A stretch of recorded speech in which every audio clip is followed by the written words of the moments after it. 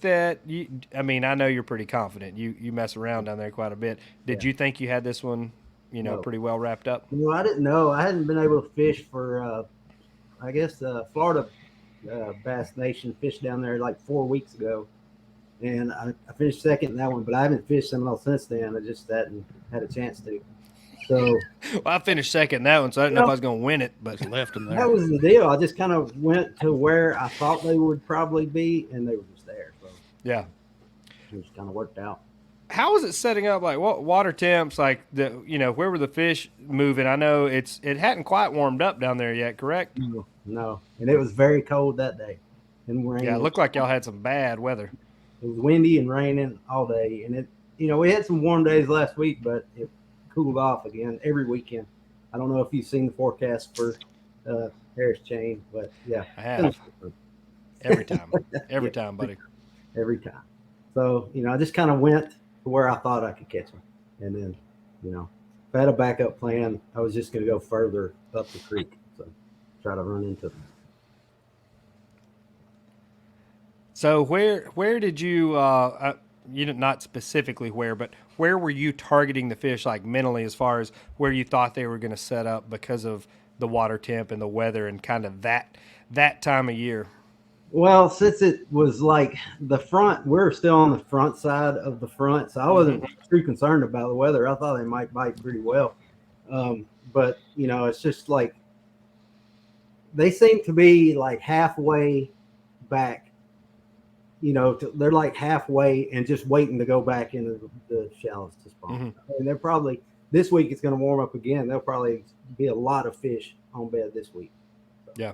it's just they're going to move. They're right there on the edge of it. So still pre-spawn. Without giving up the total juice, how did you target them? Techniques, etc. Well, to target those fish. The kind of my idea was it's basically a huge flat. There's pad stems on it, but it's a big, huge area. So the idea was, and I did this like 4 weeks ago too. I just go out there and you just got to work back and forth and find them, And once you find them, they'll be there. You may catch 2 or 3 at one time. You can leave and come back and catch them, but you just exploit the hell out of that spot, And last time, to be able to do that though, if you don't know exactly where they are, you gotta be confident. You gotta throw a bait that you're confident in. So I know I can catch them on a Excalibur XR50 this time of year. I know Gold. That's gold. So just go out there and work your way around until you find them. It just so happens the first spot I stopped at, I had a waypoint there, and I threw on. There was fish all over it. So. Just so happened I knew right where they were. Last time I fished, I couldn't catch them on a jackhammer. I caught all my fish on the XR50. And then this time I caught them all on a jackhammer and I only caught one on the XR50.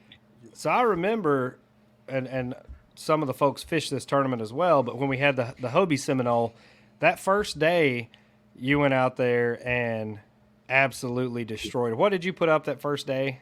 I think it was 102 and a half. Yeah, it was. I mean, just 101 and a half. It wasn't quite 102. For that time, we hadn't seen many big tournaments break 100 inches, and then that happened. We're like, it felt like, and I think several of us had a good first day, but I think I had like 94 inches or 95, and I'm like, that's ridiculous. Like you can't, if he goes out and does that again tomorrow, it's over with.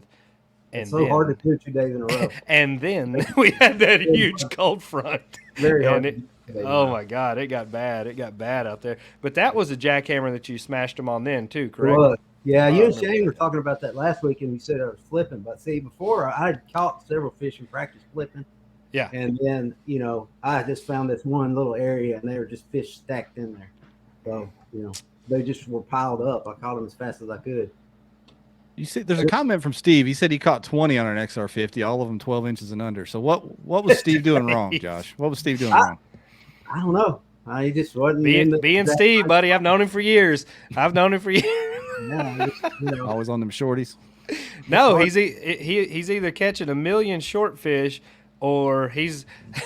I had one the size of that truck window jump wrapped up under my kayak. Hey, I had 2 giants. I lost 2 very big fish on Saturday. Both of them easily over 8 pounds. One of them maybe 10. What'd you On lose the those on? On a jackhammer. And Buddy. Jamie was giving me a hard time because he said it was my rod, but That's exactly what I was about to say. Tell him to give you an IMX Pro and